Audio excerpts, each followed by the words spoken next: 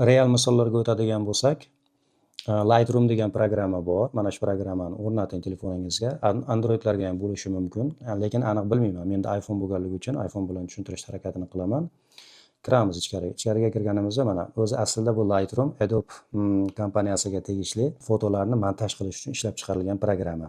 Lekin yaqin kunlarda demak bunga kamera funksiyasi ham qo'shildi. Ya'ni boshqa kamerada suratga olib, Lightroomga yuklab, ishni ko'paytirmasdan bitta programmani ichida masalani hal qiling degan falsafa bilan shuni ishlab chiqarishgan. Demak, mana shu kamera belgisi turibdi, mana o'ng tarafda. Shuni bosing. Hop, kamera ochiladi. Kamera ochilganda menda hozir Pro versiyada turibdi. Agar siz avtomatik oladigan bo'lsangiz, avtomatikaga o'tkazib oling, farqi yo'q.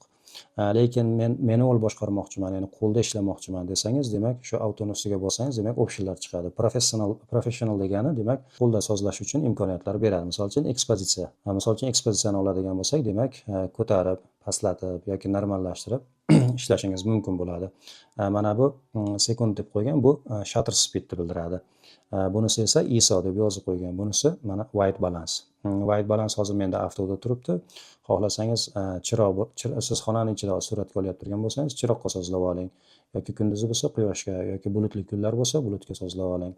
Hattoki buni qo'lda sozlasangiz ham bo'ladi. Mana bunda ya'ni 18% green card bilan buni o'tgan safar ko'rsatgandim. Xo'p, reset qilsangiz, demak bu ham hammasi avtoga o'tib qoladi. Endi demak mana shuni bir suratga olmoqchimiz qo'lda. Ya'ni hamma narsani o'zimiz sozlamoqchimiz, to'g'rimi? Demak mana bu plus auto belgisi bu sizni hattoki nima deydi? Hattoki fokusni qo'lda boshqarishingiz mumkin bo'ladi. Demak buni suradigan bo'lsak, mana bu yashil belgi paydo bo'ladi. Bu yashillik paydo bo'lgan, bu yashil nimani bildiradi desangiz, aynan mana shu yashil turgan joylar fokusda turganligini siz qo'lda sozlaganligingizni bildirib turadi. Demak, xohlasangiz qo'lda sozlang. Agar kamerani fokusiga ishonmaydigan bo'lsangiz, xohlasangiz avtoga o'tkazib oling yoki o'sha gulni ustiga bir marta bosadigan bo'lsangiz, mana bunda to'rtburchak belgi chiqib gulni fokusga olish mumkin bo'ladi. Demak, endi xuddi shu holatda mana suratga oldik. Surat olganimizda mana bu ekranda chap tomon past burchagida mana olgan suratimiz paydo bo'ldi, to'g'rimi?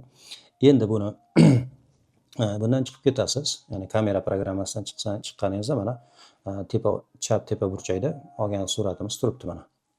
Shu suratni bosganingizda o'zi avtomatik ravishda mana bu editing programmasiga o'zi avtomatik qo'yib beradi.